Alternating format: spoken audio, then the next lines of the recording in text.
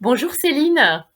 Bonjour Ambre. Eh ben, écoute, merci beaucoup d'avoir accepté cette interview aujourd'hui pour parler Merci à de toi. ton nouveau livre, Le pouvoir du mana. Alors moi, j'ai été hyper impressionnée par la somme des informations, des apprentissages, de la profondeur de ton livre, de la richesse qu'il contient, et qui finalement, enfin, tu parles d'une culture qui, sauf erreur de ma part, fait pas du tout partie de ta vie en fait, de tes Oui, non, racines. non, tu as raison de le pointer. On va dire qu'elle fait partie de mon âme et de mon chemin parce que depuis toute petite, j'avais cet appel de Tahiti. Je raconte souvent l'anecdote et je trouve qu'elle est importante et elle valorise en fait ce parcours inconscient, invisible qui m'a menée à Tahiti.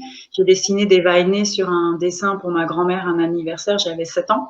Il n'y Ah, a aucun moyen que j'ai vu des vainés, tu vois, dans ma vie. Je grandissais au Maroc. Enfin, vraiment, il n'y a aucune possibilité de, à part peut-être Disney et encore, voilà, quand même le fait que je l'ai dessiné, ça a montré un attrait très fort. Et mon premier copain était de Polynésie. J'ai travaillé, mon premier stage, c'était à côté d'un restaurant polynésien. Donc, il y a eu toute une série de synchronicités qui m'ont toujours fait me dire, tu dois aller en Polynésie. Donc, incroyable. c'était distant et en même temps, c'était à l'intérieur de moi. Et c'est ce qui a fait que j'y suis arrivée et que j'ai vécu toute cette transformation là-bas. Incroyable. OK. Alors moi, ce qui m'a beaucoup, interpellée à travers toute la richesse de tes enseignements, bah, déjà, c'est le titre de ton livre, Le pouvoir du mana, parce que tu expliques tellement de choses autour du mana, tu vas tellement en profondeur dans ton livre autour du mana, que finalement, si on me demandait: «Ambre, tu peux me faire un petit résumé sur, c'est quoi le pouvoir du mana?» Je crois que je serais incapable de le résumer de manière simple. Alors, est-ce qu'on t'a déjà posé la question quand tu dis, bah voilà, mon dernier livre, c'est le pouvoir du mana, comment tu peux le présenter? C'est quoi le pouvoir du mana? Oui, c'est vrai que j'entends beaucoup. On me dit je vais le lire par étapes parce qu'il est très profond, il est très riche. Déjà toute la première partie de définition du mana, tout le monde me dit ouf, faut l'intégrer. Beaucoup de personnes aussi s'arrêtent sur l'introduction parce qu'ils me découvrent et ils découvrent mon parcours et ils me disent ben on s'aperçoit que tu as vécu aussi beaucoup de choses, donc on doit aussi l'intégrer. Et souvent la dernière partie qui est sur le soin est le plus long à intégrer. Ouais. Maintenant, quand on me dit ben, comment tu le résumes, je dis c'est une reconnexion à vous. Et c'est déjà une découverte, j'espère, un voyage vers la Polynésie, parce que beaucoup d'entre nous, on rêve de Polynésie et c'est dur d'y aller pour des raisons financières, de temps et de voyage. Tout le monde n'est pas capable de faire 24 heures de voyage depuis la métropole parce que c'est de ça dont on parle. Bien sûr. Donc c'est souvent la carte postale qui reste un petit peu un rêve inatteignable, qu'on n'a pas forcément d'ailleurs envie d'atteindre, parce que je dis souvent que des rêves doivent rester des rêves. Et le pouvoir du mana, c'est une manière de faire accéder à ce voyage. Et c'est pour moi vraiment un voyage intérieur. En tout cas, pour moi, le pouvoir du mana, si je devais le résumer, c'est partir en voyage et découvrir un chamanisme, une manière d'approcher une spiritualité qui vient certes de Polynésie, mais qui nous parle d'une spiritualité universelle. Et c'est une manière d'accéder à un savoir par couche. Ça, c'est le propre même du tapu et du sacré chez les Polynésiens, c'est de comprendre qu'on doit accéder aux choses par étapes. En métropole ou même de manière européenne, occidentale, on dit souvent à l'oignon et Ouais. on accède à la connaissance de soi en enlevant les couches de l'oignon. Le mana, c'est la même chose pour moi, c'est de dire il faut apprendre à comprendre que les choses viennent par étapes, que ces étapes suivent souvent un chemin inconscient. Je te parlais de la carte postale, ben, ça a été un chemin inconscient qui a duré quasiment 30 ans, qui Hmm. m'a mené finalement à le vivre. Donc, ce que j'espère en tout cas à travers le pouvoir du mana, c'est de réveiller cette curiosité, de montrer le lien universel qui existe autour du chamanisme. Puis bah, pour ceux qui pourront bien sûr aller en Polynésie, parce que c'est quand même un endroit magique et magnifique à voir et à vivre. Merci, merci, passionnant. Alors, ce qui est drôle, c'est que on se connaît pas seulement à travers quelques échanges, et j'ai vu plein, plein, plein de petites synchronicités. C'est-à-dire que moi, je suis partie en Équateur à 33 ans sur une terre. Alors, à la différence de ton histoire où vraiment tu as eu plein de synchronicités qui te conduisaient, qui t'ont conduit à un moment donné sur ces terres. Moi, c'est une histoire d'amour qui m'a emmenée en Équateur. Depuis l'âge de 20 ans, je rêvais de découvrir le chamanisme. Alors, pas celui que tu enseignes aujourd'hui, que tu transmets, que tu offres, mais le chamanisme avec les plantes médicinales de l'ayahuasca. Et la vie, elle fait que j'ai toujours le hasard et le chemin qu'emprunte Dieu pour passer incognito. Ben voilà, l'homme de ma vie, avec qui je partage ma vie, habitait en Équateur. Et en très peu de temps, hop, j'ai pris un billet. Et puis j'ai pris un billet simple et ça a vraiment changé ma vie. Et je me rends compte de plus en plus avec mon expérience, avec ma reconversion, à travers mon chemin. Tu vois, là, cette année, je me suis formée au yoga de manière plus professionnelle. Et je me dis, mais quels que soient les enseignements qu'on va chercher à un moment donné, je me suis formée à la psychobiologie quantique.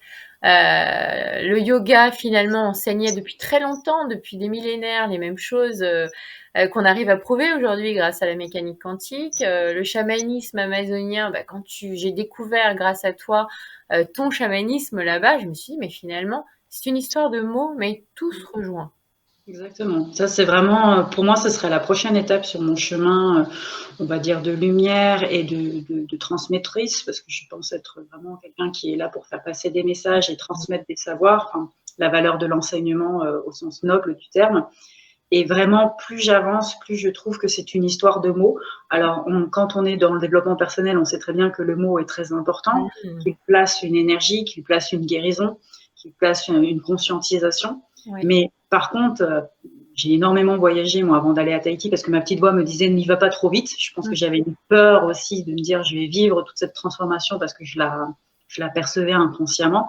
Et tu vois, j'ai vraiment eu un certain nombre de synchronicités au pays d'Ogon, au Kenya, en Inde, en Guyane, en Martinique. Et à chaque fois, on m'a ramené à cet aspect du chamanisme universel.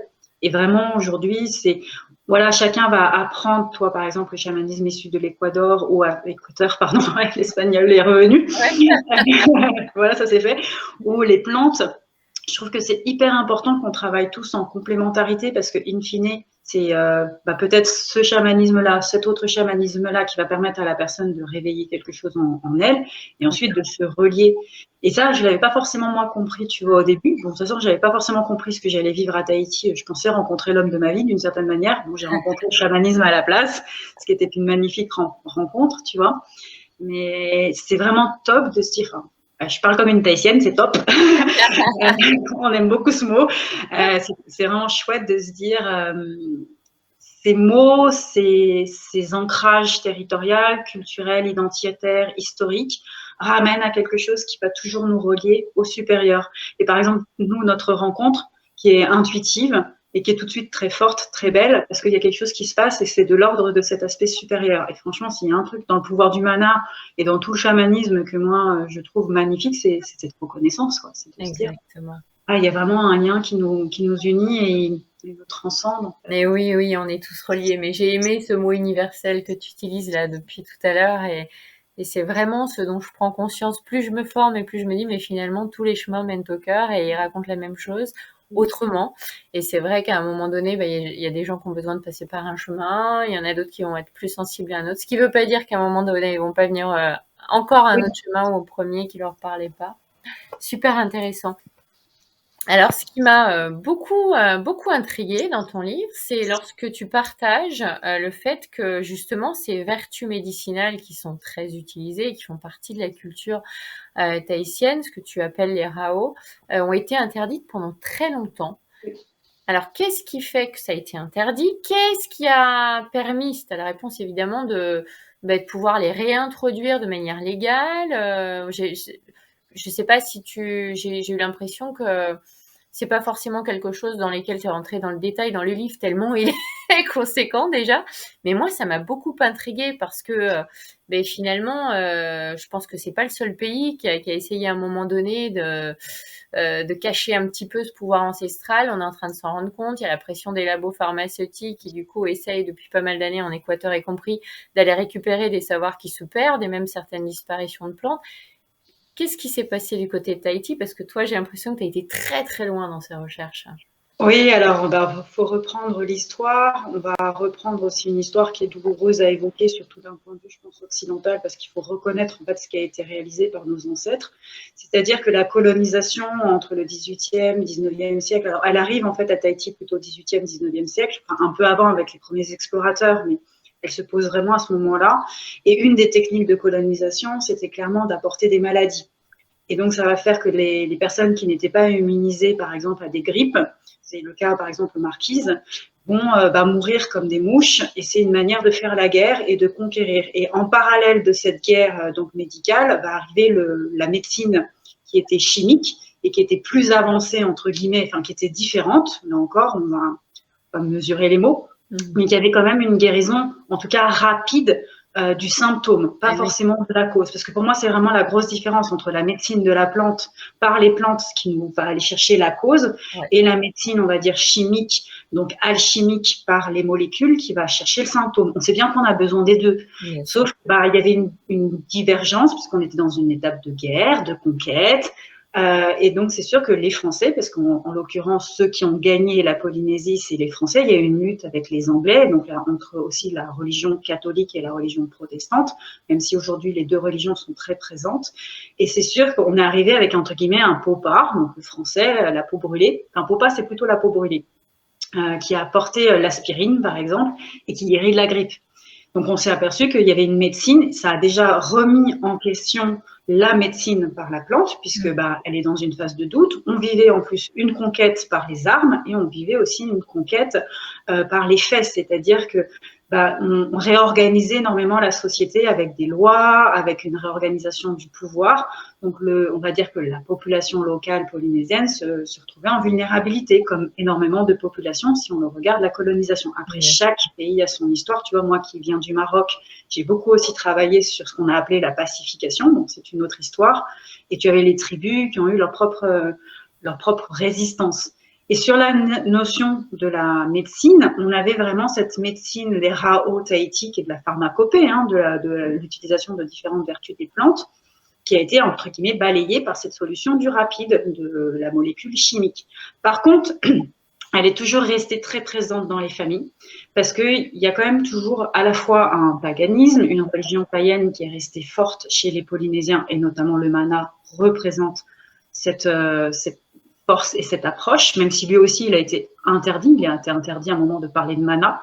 Les Polynésiens qui sont très croyants, pratiquants, soit catholiques, soit protestants, soit mormons, c'est un peu les grandes religions en fait en Polynésie. Certains vont te dire le mana c'est la sorcellerie, c'est la magie noire, parce qu'elle a été présentée comme ça par les missionnaires. Et donc la médecine des plantes, même si elle a été interdite à ce moment-là, en fait on disait que si tu la pratiquais, le praticien pouvait avoir une amende. C'est comme ça que l'interdiction a été posée. Donc, c'est pour ça que les Polynésiens, pendant longtemps, ont refusé de l'argent. Parce que de l'argent, c'était une manière de repérer qu'ils pratiquaient et d'avoir une amende. Par contre, ce qu'il faut aussi comprendre, et c'est ça qui a fait que c'est resté en fait en Polynésie, c'est qu'il y a eu énormément une immigration chinoise, surtout de Taïwan, qui est arrivée en Polynésie. Donc, notamment ils ont beaucoup cultivé les terres, la canne à sucre. En fait, ils ont fui des régimes politiques instables. Donc, ils sont souvent, pour beaucoup d'entre eux, sont devenus soit des esclaves, soit des cultivateurs. Et eux sont arrivés avec la médecine chinoise, qui est aussi énormément basée sur les plantes, sur les énergies. Et on continue à pratiquer. Donc, la rencontre entre ces deux approches-là a fait que la médecine par les plantes est restée, mais dans le secret. Véritablement dans le secret. Et elle a été réhabilitée. Alors, je crois que c'est Antoine Lecar, mais je ne veux pas dire de bêtises parce que c'est un petit peu dans ma. Voilà, mais je le cite dans mon livre. Tu as plusieurs thèses et plusieurs ouvrages qui parlent effectivement de l'évolution de la législation sur l'utilisation des plantes en Polynésie. Et par exemple, il y a un élément qui est assez fondamental et je trouve assez révélateur de comment ça se passe en Polynésie. Ce droit qui est spécifique, je veux dire, il appartient que à la Polynésie, c'est-à-dire que c'est un droit que la France a laissé faire en Polynésie parce qu'il y avait tellement de pression de la population que l'on peut vendre, par exemple, des Rao en pharmacie, ce que tu ne pourras pas voir en France. Je veux dire, en France, on a tué l'herboristerie, on a tué la médecine par les plantes, on interdit énormément de choses parce qu'on ne veut vraiment pas. Alors, c'est des histoires de lobby, tu l'as très bien dit. Et je pense que c'est des histoires aussi de quelle médecine on défend. Et c'est sûr que la métropole, elle va défendre en fait une approche occidentale de la médecine qui est une approche scientifique, par le symptôme et par le collectif. Ouais. Alors que l'approche orientale, elle te dit par la cause, par l'individu et par la preuve et par le temps. Puis on est dans la prévention quand tu parles de la médecine chinoise. Exactement. Nous, on est dans la prévention. Enfin, le médecin chinois, le médecin polynésien, tu le payes pour te maintenir en santé. Quand tu es malade, tu ne payes pas. En France, en Occident, on paye quand on est malade, mais on ne paye pas pour nous la prévention. C'est une opposition, entre guillemets, de deux camps, s'il faut faire, mais c'est ce qui a permis, en fait, quand même de garder, parce que par rapport au mana et à la pratique, notamment chamanique, en Polynésie, il faut comprendre qu'elle a vraiment été beaucoup plus éradiquée que la pratique des Rao, qui, elle, est restée véritablement dans le secret des familles et qui a notamment fait, tu as toute une série de recettes de Rao qui vont être très différentes en fonction des familles, mais parce qu'on en revient sur des systèmes claniques et puis des répartitions géographiques. Tahiti, même si c'est petit, c'est pas la même chose de vivre à Tahiti, qui est la presqu'île, ou à Maïna, ou vivre à Moorea, ou vivre à Raiatea, avec des plantes qui vont être un peu différentes. Parce qu'il y a une richesse endémique en Polynésie, mais qui est merveilleuse. Ou même aux Marquises, tu vois, il y a un certain nombre d'espèces et de plantes qui n'existent qu'en Polynésie. Et ça explique en fait toute l'importance de l'approche de la médecine par les plantes en Polynésie et qui, par rapport en plus au chamanisme, est clairement un élément qui va, par exemple, soit guérir ou aller vers la transe. Si on est sur, par exemple, les plantes Ayurveda qui vont te permettre de libérer ta psyché, on retrouve ça, en fait, aussi en Polynésie. Donc, c'est là aussi sur une pratique universelle qui te permet à la fois de réfléchir et de comprendre que cette médecine par les plantes, elle est là pour guérir ton âme, guérir ton corps et par, j'ai envie de dire, par effet d'impact, le collectif. Alors, une toute petite définition des Rao, parce que j'ai utilisé le mot, tu l'as repris. Alors, Rao, ça veut vraiment dire la médecine de la plante. Aujourd'hui, on dit Rao, Tahiti, la meilleure manière de traduire le mot, ce serait la pharmacopée traditionnelle. Par contre, si tu reviens sur l'étymologie du mot Ra-ho, Ra, ça veut dire en fait le dieu soleil. On revient sur la notion du dieu Ra'a. Donc, c'est là où tu vois aussi encore des ponts universels avec le dieu soleil, le dieu solaire Ra'a chez les Égyptiens. Et donc, c'est l'appel du divin, le Ra. Et le Ha-ho, c'est à la fois l'appel du ciel, l'appel de la paix et l'appel de la lumière. Donc, le Ra-ho, c'est en fait, pour moi, la traduction, ce serait l'outil qui te permet de te reconnecter au divin. Celui qui a travaillé là-dessus et sur cette étymologie-là, c'est notamment l'anthropologue Edgar Tetiaotupa, dont je parle beaucoup dans le livre, parce que c'est véritablement pour moi l'homme-lumière qui a vraiment réussi à replacer un certain nombre de mots à travers leur étymologie et peut-être de manière un petit peu à distance avec ce que l'Académie tahitienne a pu proposer, puisque lui, il propose en fait des interprétations des mots à la fois avec le marquisien, parce qu'il est marquisien à la base, comme diraient les étudiants avant, ou le tahitien qu'il a étudié, mais aussi l'approche néo-zélandaise, parce qu'il a beaucoup travaillé en fait sur l'approche néo-zélandaise. Donc c'est ce qui permet en fait d'avoir une approche des mots plus par la racine, ce qu'on appelle l'austronésien. Tu es une Bible. Il est une Bible lui aussi. Je t'assure que tu vas, moi, un des endroits que j'ai préféré probablement à Tahiti, c'est sa bibliothèque personnelle. Wow. Magnifique à voir, quoi. Voilà. Ça, c'est mon côté livre. Alors, tu parles d'une personne très inspirante. J'ai remarqué évidemment que Luc Baudin a préfacé ton livre. J'ai eu le plaisir de l'interviewer le mois dernier sur ma chaîne, qui est absolument adorable. Et puis, tu parles un petit peu de ta rencontre avec lui. Est-ce que tu peux nous en dire un peu plus ? Luc, c'est vraiment une série de synchronicités, c'est-à-dire que j'étais à Tahiti, je commençais à vraiment travailler sur moi parce que je voyais bien des schémas répétés dans ma vie et j'avais vraiment envie d'arrêter. Et on m'a parlé une première fois de soins énergétiques et je me suis dit, oh, ça c'est pour moi, mais je ne sais pas ce que c'est. On m'en reparle 3 mois ou 4 mois après, je voulais offrir une séance de coaching en fait à une amie et là, Nathalie, j'ai oublié son nom, me parle de la venue de Luc Baudin et elle me parle de son livre Soins énergétiques et en fait, je vois cette image du livre orange de Luc. Je me dis, j'ai toujours su qu'il fallait que je l'achète, mais je trouvais que c'était trop cher, enfin, tu sais, les blocages.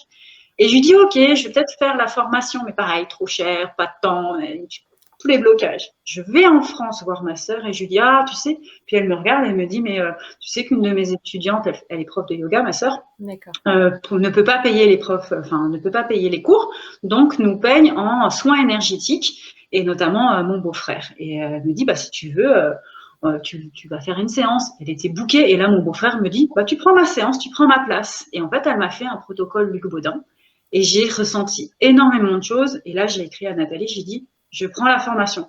J'ai pris l'avion le lendemain. Qui j'ai retrouvé dans l'aéroport à 3 places de moi, Luc Baudin, quoi. Donc j'étais comme ça, hyper timide, en mode mais est-ce que je vais parler là, et puis j'étais persuadée que ça allait me bouleverser, tu vois, ce truc. Je savais pas dans quoi je vais embarquer. Hein. Et il a été hyper gentil, hyper accessible, hyper bienveillant. Je pense qu'il a vu que j'étais paniquée à l'idée de lui parler. Et ce qui fait que je l'ai vu en fait 3 semaines avant la formation. Et on s'est revus ensuite après pendant une conférence. Et pareil, il est venu me voir. Il se souvenait de moi. Enfin, et c'était en mode, Céline, viens dans cette formation. C'est vraiment l'appel. Ouais. Autant j'avais accepté le temps, autant j'avais accepté l'argent, autant j'étais en mode, je ne veux pas aller là-dedans. J'ai l'impression qu'on va me faire un truc à l'envers. J'étais très, très, très dans le rejet, parce que je savais qu'il allait en fait ouvrir une porte que je ne voulais pas. Et Luc, pendant la formation, a été très attentif. C'était sa première formation d'ailleurs en Polynésie, donc c'était un moment très spécial aussi pour lui. Et je sais pas pourquoi, il a gardé contact avec moi, en fait. C'est assez magique ce qui s'est passé. Je sais pourquoi, parce qu'à mon avis, il a vu que je portais quelque chose. Et quand je lui ai parlé d'un livre que j'avais envie d'écrire, non, le premier que j'ai écrit, c'était l'Oracle du Mana. Et quand je lui ai parlé, je disais, je suis en train de faire des cartes parce que c'est ça qui m'appelle. Il m'a dit, Céline, quand tu as fini, je te présente Guy Daniel, quoi. Donc le truc, c'est pareil, c'est incroyable qu'il l'ait fait, quoi. Et je pense que, oui, ce que je sais, c'est qu'il a reconnu un partage. Donc il m'a vraiment pris un peu comme un mentor, mais avec un véritable respect pour mon chemin et mon cheminement. Et je suis aussi très fière d'avoir un mentor homme, parce que ayant moi une histoire assez spéciale aussi dans le rapport à l'homme, c'est pour ça quand il m'a dit qu'est-ce que je peux faire pour t'aider sur le livre, je lui ai dit je sais pas, et puis il m'a dit est-ce que tu veux faire une préface, et j'ai dit ouais, parce que comme ça va aussi placer une énergie masculine sur le pouvoir du mana, qui est quand même aussi une énergie plutôt masculine, même si elle parle d'une guérison féminine, parce que vraiment le pouvoir du mana, c'est une guérison par le féminin, mais qui demande en fait une posture masculine, si on revient sur... Oui, le yin-yang et la complémentarité, fantastique. C'est une belle rencontre, Luc, ouais. Ouais, j'en doute pas, ouais. Moi, j'ai trouvé... j'ai pas eu la chance de le rencontrer, mais l'énergie passe pareil par visio, tu le disais tout à l'heure. Très bien, alors dans ton livre, tu nous offres un protocole de guérison qui est hyper puissant, évidemment. Du coup, ça m'amène à te demander à qui il était destiné ce livre, à des guérisseurs, à des thérapeutes, ou au contraire, tu veux donner la possibilité à tout un chacun de montrer qu'on a tout en nous pour pouvoir faciliter les guérisons et... Je vais faire une réponse à 3 tiroirs. Déjà, je crois que c'était destiné à moi pour accepter que j'avais c'est très, très égoïste et très égocentriste, mais je pense qu'il faut savoir le dire.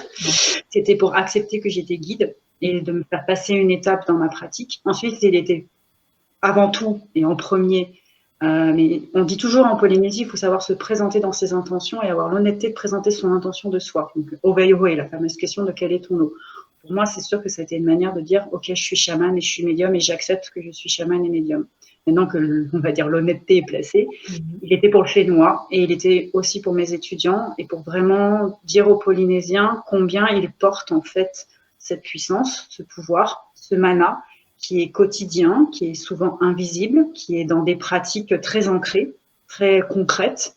Et c'était une manière de redonner une forme de pouvoir aux Polynésiens. On a parlé de colonisation, etc. Donc, c'était aussi tout un travail. Et aujourd'hui, ce qui est très fort en Polynésie, c'est que de plus en plus de chamans polynésiens prennent position, ce qui n'était pas le cas, en fait, il y a 4-5 ans. Beaucoup te disaient, je veux faire des retraites spirituelles en Polynésie. Tout le monde se cachait. On en revient sur une interdiction.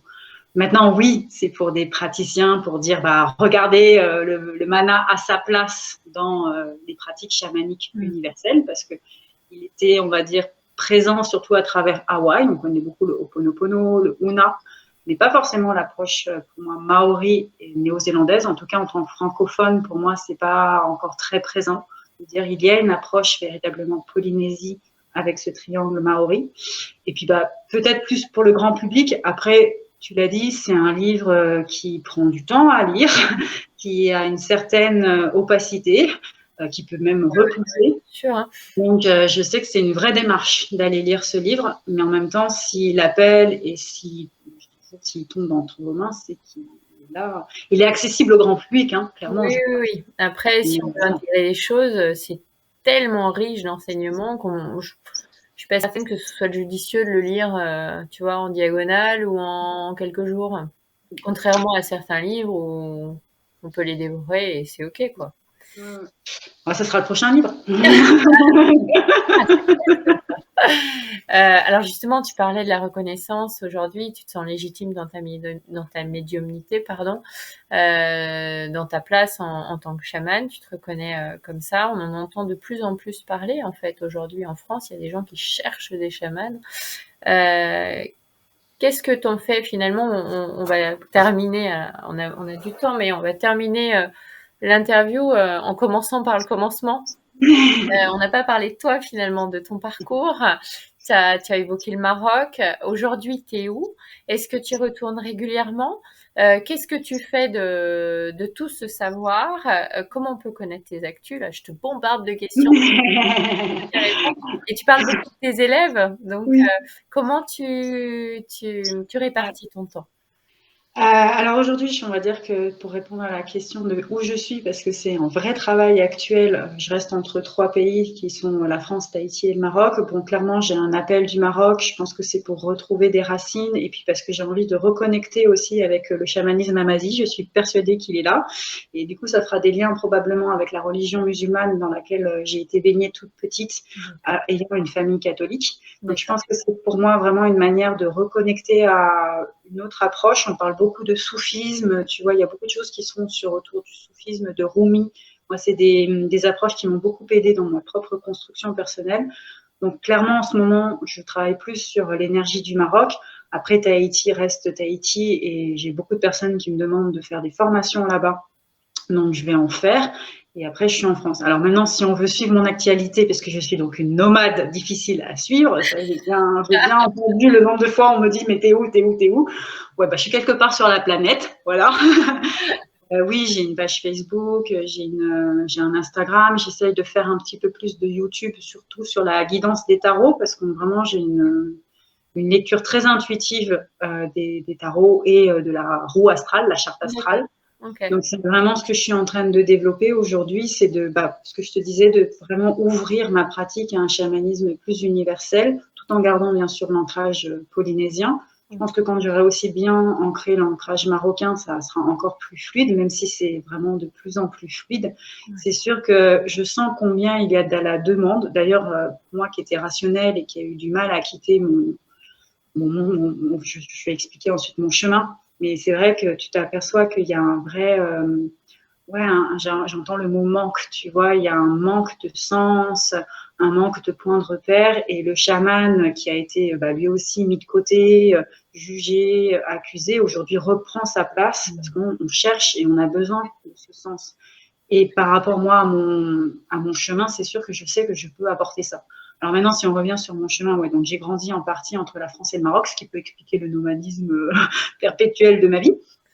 J'ai toujours été beaucoup dans des avions, en grandissant entre ces deux pays-là. Je suis aussi une enfant issue d'immigrés du côté de ma maman, donc on a beaucoup bougé, tu vois, du côté de ma maman. Après, j'ai fait vraiment ce qu'on va dire la course aux étoiles, mais au sens occidental du terme, c'est-à-dire que j'ai rempli vraiment toutes les cases d'excellence pour obtenir la reconnaissance, notamment de ma maman et de mon papa, mais plus de ma maman que mon papa quand même. Et ça m'a mené sur des chemins qui sont très beaux, mais qui sont aussi beaucoup, je peux me permettre de le dire, un peu dans le masque. C'est-à-dire, j'ai eu un doctorat dans une grande école française qui est le CELSA. J'ai fait Cornell, j'ai fait une conférence à Berkeley, j'ai travaillé pour l'ONU, j'ai travaillé pour la Commission européenne. C'était génial. Enfin, je veux dire, j'ai vécu des choses mais extraordinaires. J'ai eu des rencontres, j'ai été invitée dans des trucs, les plus beaux palaces de plein d'endroits. Enfin, franchement, j'ai eu une chance extraordinaire et je l'ai vécu avec les yeux grands ouverts, mais un manque. Clairement, j'avais toujours un manque. Et ça, c'était un truc qui me pesait, et qui a fait, je te parlais de schémas répétés, qui a fait que je répétais un certain nombre d'expériences difficiles, notamment sur l'abus, sur la trahison, sur le non-couple. C'est vraiment, j'ai fini en burn-out, notamment quand je travaillais à la Commission européenne. Et là, je me suis dit, mais il faut arrêter, quoi. C'est pas possible. Tu fais une fuite en avant, même si elle est excellente et qu'elle te donne énormément de choses. Et vraiment, j'ai une chance. Enfin, je suis hyper reconnaissante parce que j'ai pu vivre aussi tout ça, mais avec ce gros manque. Et c'est là où je suis partie à Tahiti, en fait. Donc j'ai dit, c'était l'apocalypse, moi, quand je suis partie à Tahiti, c'est-à-dire que j'avais vécu quelqu'un qui a contrefait ma signature, donc c'est très violent, une nouvelle rupture par texto, enfin, tu vois, le genre de truc, tu te dis, mais comment j'en suis arrivée là, en fait? Comment on a pu me manquer autant de respect et que je suis restée aveugle? Et c'est parce qu'en fait, j'étais tellement aveuglée par une quête de reconnaissance extérieure que je n'écoutais plus mon intérieur. Ce qui est assez simple à dire quand on est dans le développement personnel, mais quand on vit, on ne comprend pas forcément. Et là, j'ai accepté d'écouter mon âme et je me suis dit, j'ai dit à ma sœur, je dis c'est bon, j'ai publié un gros bouquin, le premier bouquin de l'étude de la communication dans l'eau qui m'a fait propulser en tant qu'experte. Tu vois, le truc ça a créé des structures à la Commission européenne et à l'ONU, tu vois, mon bouquin. Et là, quand je l'ai publié, j'ai dit à ma sœur, j'ai dit, c'est bon, je prends ma retraite, je me casse la tête. Elle me dit, t'as 33 ans, Céline, tu peux pas prendre ta retraite. Et je dis, si. Et là, j'ai 33 ans, c'est tellement un âge. C'est tellement tard, ouais, c'est clair. Et là, j'ai pris un poste de prof parce qu'il fallait quand même se nourrir. Et j'ai commencé ce travail. Et c'est vrai que mes étudiants ont joué un rôle très, très important. Je parle d'eux parce qu'ils sont vraiment des lumières d'amour et ils m'envoient des messages régulièrement. Alors, tu enseignais quoi?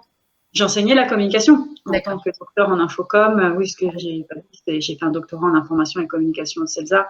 Donc, j'enseignais les théories de la communication. En plus, théorie de la communication, c'est le média, c'est le médium. Enfin, oui, la notion de médium. Que tu échanges, que tu transmets, ton rôle. Tout ça, c'est vraiment des clés qui étaient fortes. Ma thèse, le discours que j'analyse dans ma thèse, c'est comment on passe de l'invisible au visible. Enfin, je veux dire, voilà. Et quand tu vois l'eau dans la place du développement personnel, je travaille tout sur le chamanisme de l'eau. C'est le prochain bouquin que je travaille. C'est la médecine de demain, je crois, avec la médecine quantique. Hein.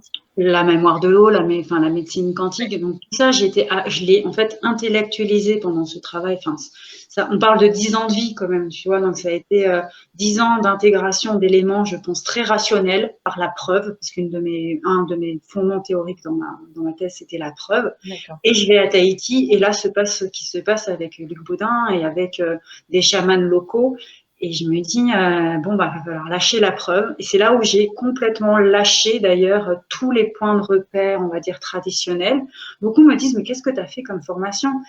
Et c'est vrai que je dis, un médium, un chaman, c'est pas forcément une formation. C'est déjà une connaissance de soi. Il faut apprendre à vous connaître. Donc, la première formation que j'ai faite, c'est celle d'apprendre à me connaître. Et d'ailleurs, maintenant, en tant que chaman et qui propose maintenant des formations pour aider les personnes, je dis, le premier truc qu'on va faire, en fait, c'est de vous travailler sur vous avant de vous apprendre des outils. Donc, c'était vraiment déjà une démarche d'humilité. Je pense que c'est hyper important de se dire, on a un monde qui a plein de perceptions qui sont intéressantes et je découvre un autre monde qui a d'autres perceptions intéressantes. Et là encore, je dirais que, enfin, tu vois, on parlait de la médecine, de deux camps. Comment on peut travailler ensemble, en fait? Moi, ça me fatigue, cette absence de... Tout à fait, cette dualité, cette polarité, alors que finalement, comme tu le disais, tout est relié, on a besoin des uns et des autres. Est-ce que tu consultes toujours, là actuellement, tu es en France? Est-ce que tu proposes toujours des consultations? Tu parlais des oracles, est-ce que tu bosses à distance? Est-ce que tu animes des conférences? Alors, je propose toujours beaucoup de consultations. J'ai une chance énorme, c'est que le bouche à oreille fonctionne bien. Je touche du bois en disant ça. Donc, j'ai beaucoup de personnes qui me recommandent. J'ai des personnes de partout. Bah, là, il y a quelqu'un qui m'a contacté par recommandation de quelqu'un qui est à La Réunion. J'ai quelqu'un là qui est des États-Unis. Enfin, je travaille avec les multiples réseaux. Donc, ça veut dire que je travaille à distance. Beaucoup de personnes préfèrent clairement la consultation en physique. Donc, par exemple, quand je suis en France, les gens qui me connaissent, qui sont sur Facebook, voient que je suis en France, donc me demandent une consultation en physique. Et dans ce cas-là, je dis OK, vous venez me voir. Ça, c'est pour ceux qui préfèrent le physique, parce que je sais que certaines personnes préfèrent se voir et d'autres, oui. Moi, personnellement, je trouve que c'est pareil. Mais ou des gens qui ont conscience sans forcément préférer se voir, mais des liens où on n'a pas besoin d'être à côté pour pouvoir échanger des informations. En tout cas, sur le travail chamanique, que ce soit un travail de soins énergétiques, un travail de guidance ou un travail de formation, pour moi, on peut tout faire. On a cet outil-là aujourd'hui. Il est là pour une raison, justement. Et je pense que c'est pour nous montrer que l'on peut travailler sur des enjeux de télépathie et de téléportation. Parce que pour moi, ça nous prépare vraiment à la télépathie et à la téléportation.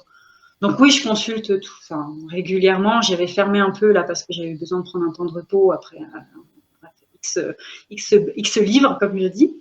Donc là, j'ai repris parce qu'on rentre aussi dans une période pour moi qui est très importante. Là, on est sur un shift énergétique très fort avec cette nouvelle lune. On rentre dans une phase vraiment de transmission et d'éveil des consciences, c'est-à-dire que de plus en plus, on va effectivement avoir conscience que on est tous chamans d'une certaine manière, mais avec des choses différentes à vivre, des talents différents, des potentiels à vivre. Donc ça, c'est vraiment mon axe moi, en ce moment, c'est d'aider les personnes à être dans leur axe, leur alignement, leur éveil, et de chacun travailler en fonction de ce qu'il a besoin de travailler. Parce qu'on va avoir un déroulement des énergies qui va être très fort. Je suppose que tu l'as entendu d'autres personnes que tu as interviewées, mais pour moi, entre 2024 et 2026, il y a un gros chamboulement qui est en train de se faire au niveau Et on énergétique. le voit dans tous les courants, hein. C'est là où je te disais que tout se rejoint. Ma mère est astrologue, alors régulièrement, elle me parle, tu vois, là, tu parlais de la nouvelle lune, mais de ce qui nous attend, où on va, les changements de cycle, bien sûr, bien sûr. C'est sûr que, tu vois, par rapport à cette demande de formation, de faire de soins, ou comme tu dis, on cherche des chamans aujourd'hui, c'est là où moi je dis qu'il faut vraiment qu'on soit de plus en plus à se former. Et si la personne est appelée pour vivre ça, parce que c'est une étape, toi aussi qui as vécu une. Voilà, faut comprendre que ça peut peut-être faire rêver, mais que c'est très difficile. Enfin, en tout cas, bon, c'est mon côté. Allez, j'ai droit à ma minute Calimero. Allez, c'est bon, cocher la case, tu vois.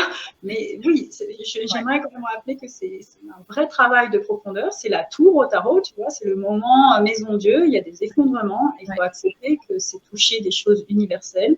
C'est toucher des blessures universelles. Et c'est avoir beaucoup de responsabilités. Ça, je le dis beaucoup dans le livre parce que c'est très important pour les Polynésiens. Je commence à comprendre qu'en fonction des cosmogonies, cette éthique est quand même toujours là. Elle va être juste différente en fonction de ce que ça veut dire. Et c'est une vraie responsabilité. Et nous qui aspirons à une société, tu vois, plus bienveillante, pour moi, on est véritablement en train de faire bouger cette société. Oui, ça passe par cette prise de responsabilité. Et cette prise de responsabilité, notamment invisible, et émanée. Invisible, qui commence par soi, tu le disais tout à l'heure, et évidemment, ensuite, une responsabilité collective. Et on le voit notamment avec l'environnement, etc. Hein, ça agit partout, quoi. Ah, ça peut agir partout, c'est sûr. Donc, je te parlais de tes projets, mais tu nous en as parlé. Finalement, c'est le Maroc. Oui. Oui, bon, ça va me faire travailler, tiens. Oui, c'est sûr qu'on va dire sur les projets de 2-3 ans, parce que moi, je reste une docteure, je reste une chercheur. Dès que je veux proposer quelque chose de nouveau, je vais mettre 3-4 ans avant de le faire. Tu sais, il va falloir que j'aille investir toutes les bibliothèques du Maroc, que j'aille faire 36 milliards d'interviews. Je lâcherai peut-être un jour là-dessus, mais c'est pas encore au programme, a priori. Là, dans les objectifs directs, oui, il y a encore quelques petites choses à faire sur la Polynésie. J'ai 2-3 projets encore de transmission sur des éléments clés du chamanisme polynésien. Je commence à investir la terre marocaine. Après, je suis quand même aussi très appelée en ce moment par la Bretagne, en France. Donc, je pense que c'est peut-être pour ça aussi qu'il y a j'ai dit en ce moment, il y a vraiment une trinité. Alors après, la trinité, on sait très bien que c'est aussi un élément de création dans le cheminement personnel. Et après, la Bretagne, du côté de mon papa, on est plutôt des Bretons, tu vois, des Angevins et des Bretons. Donc, je pense que c'est aussi cette reconnexion à cette terre qui va me permettre de t'envoler. D'envoler certaines choses, c'est sûr. Donc, voilà, dans les projets, ça bouge. Mais oui, voilà, c'est sûr que dans l'immédiat, à mon avis, dès que j'aurai récupéré mon passeport, parce qu'il y a un truc qui s'appelle le passeport, tu sais, ce petit document que je n'ai plus là, parce qu'il est arrivé à expiration. Je pense que je repartirai au Maroc. Génial. Voilà. C'est passionnant en tout cas, Céline, et plein de projets. C'est waouh, c'est génial. On a hâte de continuer à suivre tes aventures. Moi, je vais mettre évidemment sous l'interview tous les liens sur lesquels on peut te retrouver.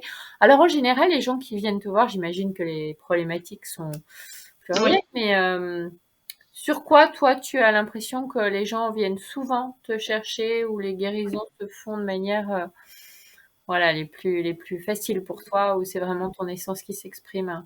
C'est la mémoire, l'essence de la mémoire. C'est la notion de qu'est-ce qu'on a vécu. Alors surtout pour la grossesse déjà, le temps de conception de l'enfant. Parce que pour moi, il a été très présent dans ma propre vie. En fait, je dis toujours, on est le meilleur dans ce qu'on a vécu nous-mêmes. C'est les clés énergétiques que l'on a. Voilà. Donc, quand on a bien compris ce qui s'est posé comme point de rupture dans notre vie, on peut les donner. Donc moi, par rapport à ma conception, il y a vraiment eu un trauma. La grossesse, il y a vraiment eu 2 traumas très forts. La petite enfance, il y a eu 3 traumas très forts.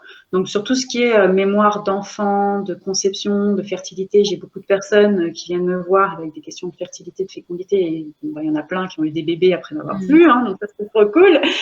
Big smile. Mais après, il y en a aussi à qui se dire, ben oui, ça peut parfois pas être drôle parce que ben oui, il y a la stérilité dans le couple, vous n'êtes pas censé vivre ça, ou vous devez vivre une grossesse d'une autre manière. Donc c'est aussi tout un travail. Il faut aussi comprendre qu'on peut aussi passer des messages difficiles. Après, ben, j'ai eu un abus, moi, étant petite.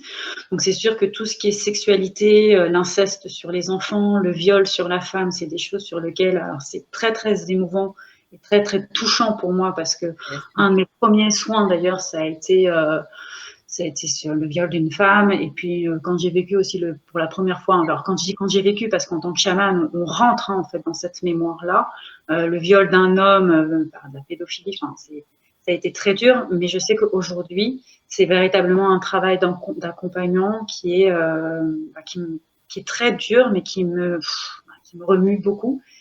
Et je ne sais pas si je suis bonne au sens, je suis pas sûre qu'on puisse vraiment trouver une solution à ce type de trauma. Par contre, pour trouver de la paix et des éléments de compréhension et d'accompagnement, oui, là, ça va éviter des épisodes de dépression après. Enfin, c'est difficile, hein, c'est des sujets difficiles qui sont complexes, mais voilà. C'est vrai que pour moi, c'est encore, ça travaille beaucoup. Je sais que je vais encore beaucoup avancer là-dedans parce que clairement, quand t'accompagnes, tu t'accompagnes. Tu parlais de thème astral, c'est dans mon thème astral, c'est marqué gros comme une maison que je dois travailler sur les enfants qui ont vécu des abus, des femmes qui ont vécu des abus. Tu vois, c'est vraiment quelque chose de fort. Par contre, par rapport à l'idée de résultat, c'est vraiment les lieux où, bah non, c'est pas un résultat que tu peux avoir là-dessus. Tu ne peux avoir peut-être que des outils d'accompagnement. Un changement de regard, je pense. Tu sais, ouais. Souvent, tu changes pas l'histoire, mais si tu changes le regard que tu portes dessus, ça change tout. C'est de dire, par exemple, si tu as une blessure, j'aime bien cette image de la blessure, c'est est-ce que la plaie, elle saigne? Est-ce qu'elle est grande ouverte? Ou est-ce qu'elle est cicatrisée? Et c'est de se souvenir qu'on a cette cicatrice, en fait. Et c'est de regarder la cicatrice pour qu'elle reste fermée. Donc, ce serait cet accompagnement-là que j'ai été amenée à proposer. Mais ça, c'est vrai que ça a été un petit peu les surprises de ma vie parce que tu vois, pourquoi je suis bonne en mémoire? J'ai fait une grosse amnésie. Moi, j'ai fait partie des personnes qui ont fait l'amnésie traumatique classique qui fait qu'on oublie. Moi, en l'occurrence, j'avais une image dans ma tête et je me suis toujours dit que j'étais une menteuse. Et après, le refoulement massif. Voilà. Donc, une fois qu'on a compris, et là, tu vois, sur la mémoire, c'est la mémoire de l'eau. Et c'est sûr que j'aime beaucoup travailler sur la notion de la mémoire. Maintenant, en plus, ayant beaucoup plus affirmé ma posture de chaman, je sais combien on peut avoir des difficultés entre quelle est ma mémoire à moi, quelle est la mémoire de ma mère, de mon père, quelle est la mémoire peut-être de ma grand-mère, de mon arrière-grand-père. On est le résultat du vécu et du ressenti de sa maman, hein, dans le code source, dans la matrice. Hein. Et parfois, moi, c'est vraiment ce que j'ai découvert là, c'est que parfois, c'est le regard de quelqu'un, par exemple, quand tu es petit à l'école ou dans le métro, qui va te donner une mémoire, en fait. Et donc, c'est d'arriver à distinguer, à faire ce travail de distinction, de décantation, de comprendre ce qui t'appartient, ce qui appartient au collectif, ce qui appartient à ton intergénérationnel. Et c'est vraiment un effet de séparation, ce qui est d'ailleurs une énergie, on parlait de féminin-masculin, c'est masculin, de permettre de délimiter, de mettre des mots, de clarifier une situation. Et tu vois, dans la légende de la création polynésienne, on dit toujours, ce qui permet de clarifier une situation, c'est ce qui permet d'apporter l'amour. C'est véritablement, moi, je trouve, là où pareil, je ne sais pas si je suis bonne, mais en tout cas, je vais essayer de donner des éléments pour clarifier la situation. Après, la personne, elle fait sa propre recette alchimique. Si vous venez pour que je vienne vous guérir, autant vous dire que je ne vais pas vous guérir. Ça, ce serait vous mentir. Par contre, je peux vous donner des outils pour vous guérir, parce que la guérison, elle appartient à nous. Quand tu parles de ça, tu sais, de clarté, ça me fait penser à quelqu'un qui m'a beaucoup accompagnée, qui est devenu un maître à un moment donné sur mon chemin. Il disait toujours, quand c'est clair, tout s'éclaire, tu vois. Et c'est vraiment cette lumière-là qui qui guérit en fait, quoi. Et c'est pour ça que j'aime bien dire que je raconte des histoires, parce que c'est marrant, je relisais ça d'ailleurs hier sur le mythe du médium et le mythe de l'histoire et comment on se raconte des histoires. Et quelqu'un, un psychologue qui disait non mais il faut arrêter de se raconter des histoires. Et je dis ouais, elle est pas très neptunienne. C'est clair. Elle doit pas avoir beaucoup de place dans Neptune, elle est dans le refus de l'inconscient, dans le refus de l'archétype, dans le refus du mythe. On se raconte tous des histoires parce que qui peut prétendre détenir la vérité? On n'a accès qu'à une infime partie. Et en fait, pour moi, c'est si l'histoire, elle te permet de clarifier quelque chose sur toi-même, bah là, pour moi, le résultat, il est là. Mais si on vient en disant, OK, je vais écouter des histoires, ça va me paraître inconscient, conscient, scientifique, prouvé, pas prouvé, complètement déluré, peu importe, chacun met le curseur. Mais si, par exemple, elle me permet, par exemple, de changer de boulot ou d'être plus joyeux au quotidien, de perdre 1 kilo, je ne sais pas quel est l'objectif concret de la personne, de éloigner par exemple l'influence du cancer sur mon corps, enfin, vraiment de me permettre de me reprendre un outil, de reprendre un pouvoir, le pouvoir du mana, donc une capacité à gérer ce que je vis en changeant mon regard. Oui, bah là, oui, là entre guillemets, on a gagné, on a permis de faire quelque chose qui apaise, qui aroha, on dit beaucoup chez les Polynésiens, c'est un des plus beaux mots pour moi, ce que j'ai appris, et peut-être un des plus beaux mots de la planète. Bon, je suis un peu polynésienne et patriote, hein. On se refait pas. C'est comme Nichem en arabe, tu vois, il y a certains mots qui sont intraduisibles en français, et c'est ça la richesse aussi d'avoir bien sûr. Et Aroha, c'est vraiment ce chemin de justice, de justesse, de paix qui va permettre d'aller, tu vois, tu disais, de éclairer, d'être dans clair dans ce qu'on vit, ouais. Voilà, ce que tu es clair. Et être clair dans son cœur, c'est comprendre le sens, l'amour que l'on porte. Tu disais la voix du cœur, c'est véritablement, si on arrive, c'est jamais, là aussi, c'est loin d'être évident de se dire où est-ce qu'elle est ma voix du cœur. On pense qu'on a des facilités à écouter notre cœur, mais non. Parce qu'en fait, notre cœur, parfois, il va être voilé par justement le mental, les autres, même l'âme. Enfin, il y a une conversation entre toutes ces énergies, justement. Oh oui. Et le but, c'est peut-être effectivement de mieux entendre le cœur, parce que le cœur, c'est l'énergie la plus forte. Hein. Je veux dire, quand on n'a plus de cœur, a priori, on meurt tous. On peut discuter sur les autres organes, mais c'est l'organe de l'amour, quoi. C'est l'organe qui donne et qui reçoit, qui transforme la respiration, qui transforme le carbone. Enfin, et qui permet de donner, c'est le chef d'orchestre de tous les autres, et justement d'aller donner le ton au cerveau très unique. Alors, je lisais tout un truc, c'est marrant que tu en parles. Aujourd'hui, je lisais un livre de Patrick Drouot sur la mécanique quantique et adapté justement à la santé. Et il expliquait à quel point la cohérence cardiaque, de se remettre dans le cœur, ça permet justement d'accéder à cette énergie qui est tellement plus puissante que ce petit organe où on croit que ça fait simplement son boulot à l'intérieur. Ça, c'est un vrai travail, je trouve, moi, en tant que chamane qui suis maintenant dans cette posture de chamane, c'est tous les matins déjà de se souvenir des rêves. Et en fait, à chaque fois que je me souviens de mes rêves, donc que je raconte les rêves pour dire à mon esprit, on va s'en souvenir, puis après, bien sûr, je les prends en note parce que ça fait pas du taf, comme on dit. Je sens la cohérence cardiaque qui revient. Parce que tu sens bien que les rêves font travailler ton rythme cardiaque pendant le fait que tu dormes. Alors ça, c'est plus ou moins prouvé, ça m'est égal à la limite. Mais j'ai toujours ce moment de dire, OK, on va faire respirer, on va refaire de la cohérence cardiaque, on va retrouver un souffle posé, parce que je sais que mon inconscient a travaillé pendant mon sommeil, c'est le but. Mais du coup, a fait travailler aussi cette énergie de cœur. Et c'est vraiment, c'est assez simple à dire, mais souvent je le dis aussi aux personnes qui me consultent, je dis, ouais, vous allez juste faire des exercices de respiration. C'est tout simple. Voilà, c'est tout simple. C'est efficace et c'est une vraie responsabilité à mettre en place au quotidien. Et c'est tellement efficace. Et ça permet de placer la journée sous une autre vibration déjà. On l'élève et on est dans la paix. Et surtout, on intègre ce que chaque jour nous apporte. Parce que ce que symbolise le sommeil et la nuit, c'est l'intégration de ce qu'a apporté la journée pour aller vers la nouvelle journée et progresser. Et on est des êtres d'émotion, on est des êtres aussi d'action. On est dans une société qui nous fait beaucoup bouger, beaucoup de temps. Donc, si on prend juste ce réflexe de dire je repose mon cœur, je repose ma respiration, je reprends la cohérence cardiaque, c'est de dire je respire de manière régulière et en conscience, tu vois, surtout. J'ai la petite boule là qui fait ça. Et c'est court. D'ailleurs, un des chamans que j'avais rencontré, Ça me fait penser à un chaman que j'avais rencontré qui avait été formé par l'école Pasquane, hein, une maîtresse, je ne sais plus comment il faut dire maintenant. Pourtant, j'ai travaillé sur le genre. Hein. Je t'avoue que le débat maintenant m'a dépassé. Mais bon, voilà, une femme d'origine pasquane traditionnelle, tu vois, et il avait dit ça. Il avait dit parfois, juste le recalibrage de ses énergies, c'est 30 secondes. Il ne faut pas croire que c'est méditer pendant 40 minutes tous les matins. Parfois, c'est juste 1 minute.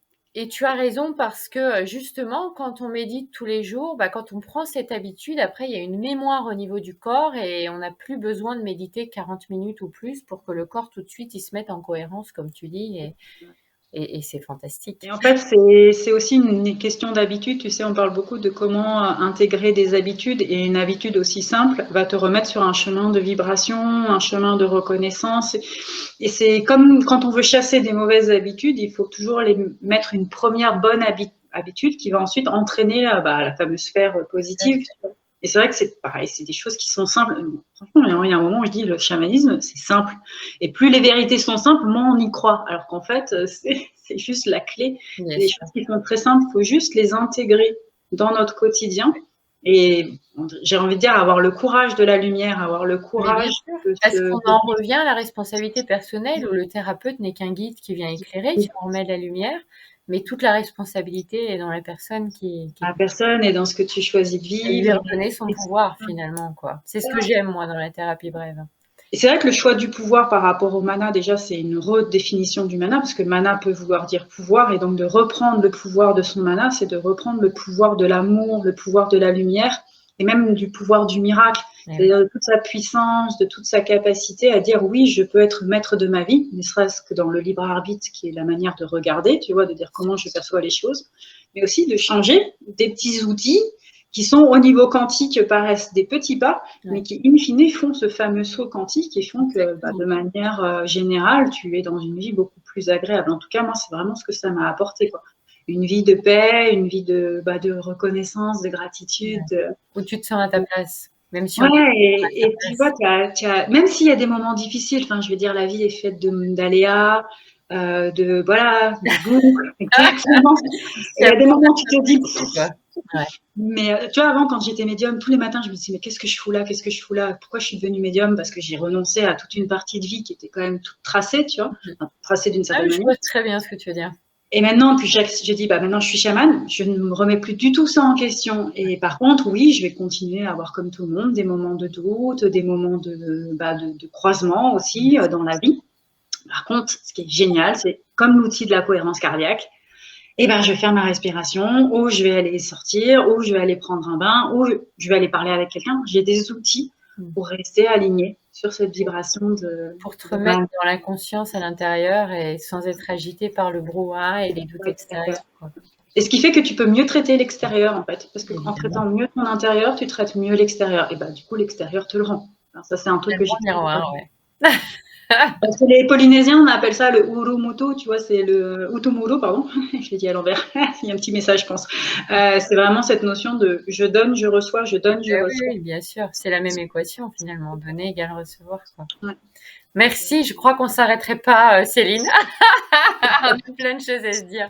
En tout cas, j'étais vraiment enchantée. Je suis très honorée que tu m'aies accordé ce temps. C'est un cadeau. Et très, très belle route, très, très beau saut quantique, très, très, très, très beau chemin. Hein. C'est l'important, c'est le chemin. Oui.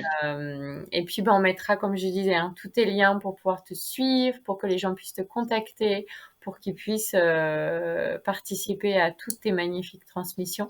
Et moi, la première. Maururu, merci beaucoup. Shukran alaikum. À bientôt, ma belle.